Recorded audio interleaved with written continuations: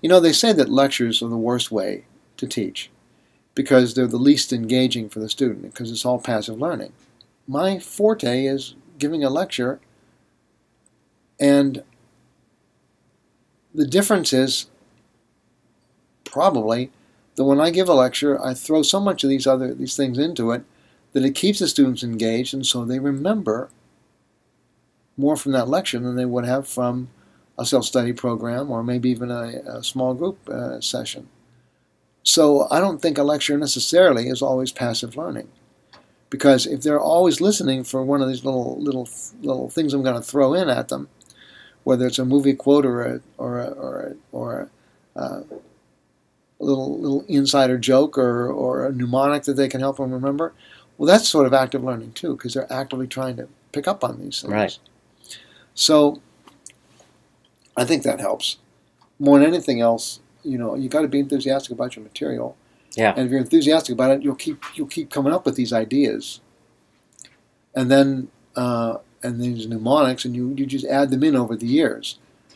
I never take any of them out. I just add more and more of them in. So they get better every year. And even topics that sometimes students consider boring, I think I can find ways to make it sound interesting. So it's interesting to me to teach as well as it's interesting for the students to learn. The second thing is, and I think this is a very important, you got to tell the students the important things that they need to know. Think of every time you give a lecture for a medical school class, you've got to try and think about it from the medical student's point of view. What they're sitting there thinking, what do I need to know from this guy? So tell them what they need to know. It's not hard. Just say what's important, what's not important. Just tell them.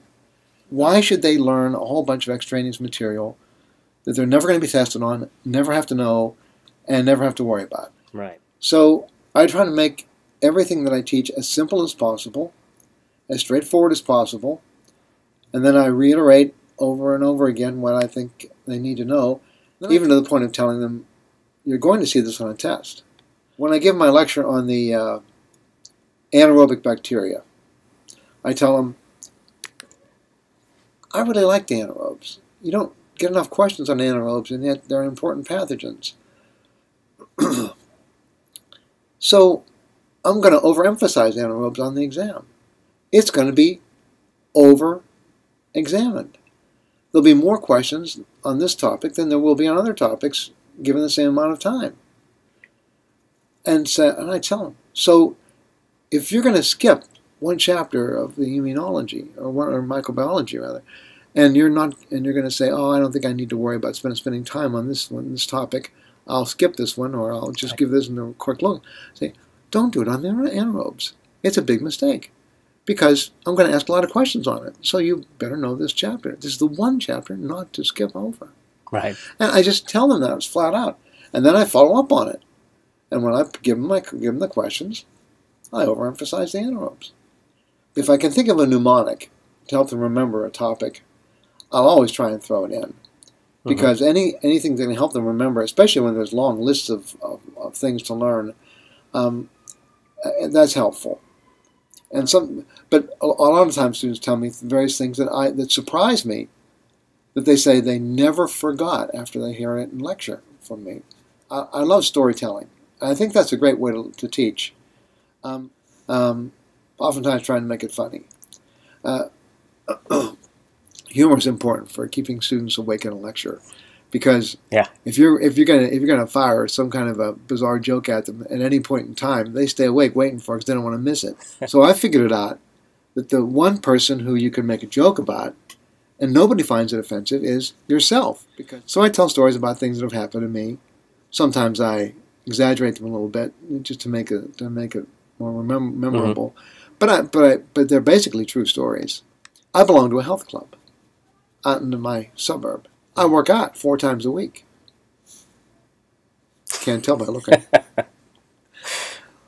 And then I say, one time after a particularly vigorous workout, 7 minutes on the treadmill, I decided to take a dip in the jacuzzi that they have there right next to the swimming pool. And it's a fairly big one. It's got room for about maybe 8 or 10 or 12 people comfortably. But no, there was nobody there. It was just me. So I get into the water and I slide in and I sit down there. And I'm just getting used to the temperature, and I tell him, I'm just starting to think, life is good. He says, this is nice. And then I was less than a minute. I was in there. This other guy comes in, climbs down the steps on the other side, nods to me, and I look at him. He's got these 3 open sores right across his chest. Oh, God. And I said, no, I don't know what he had. I don't know if it was infectious or not. But all I could think of was, and I got Pseudomonas on the board behind me. I said, was this one right here, And I said, oh, gee, look at the time. I'm going to be out of here. I was out of there in a flash. And I've never gone back. Yeah. I love movies. I watch movies a lot, and I remember movies. And so I use movie analogies in a lot of my lectures. So I describe the importance of having an antibody that has more than one binding site for antigen. Now, that's a pretty obtuse topic, you have to admit. But if they're going to understand how antibodies work, they have to understand the concept. So I tell them a story. I say, think about any action-adventure movie you've ever been to in your entire life. At one point in the movie, usually near the end, there's always one scene where there's a confrontation between the good guy and the bad guy. One-on-one. Mano a mano. Right? Mm-hmm. Now, I said, in every movie you've ever seen, has this confrontation ever occurred? Like on the corner of, Paulina and Harrison Street out there? No. It doesn't occur on a street corner. It occurs at the top of a building, like the top of the Willis Tower.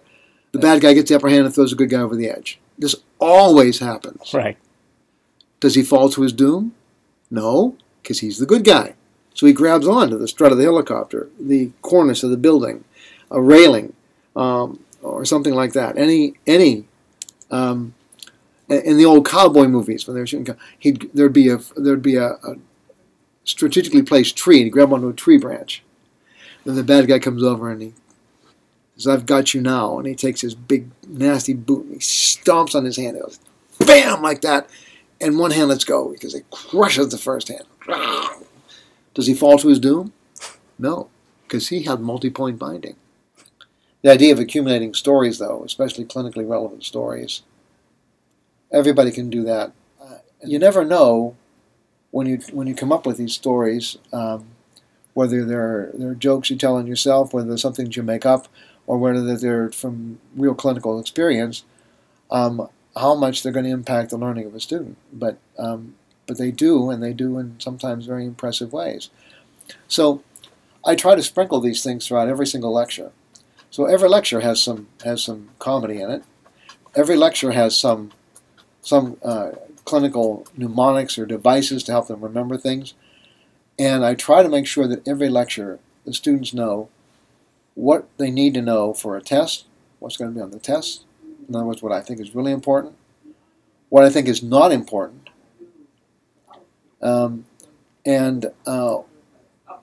how they should prioritize what they're learning in class.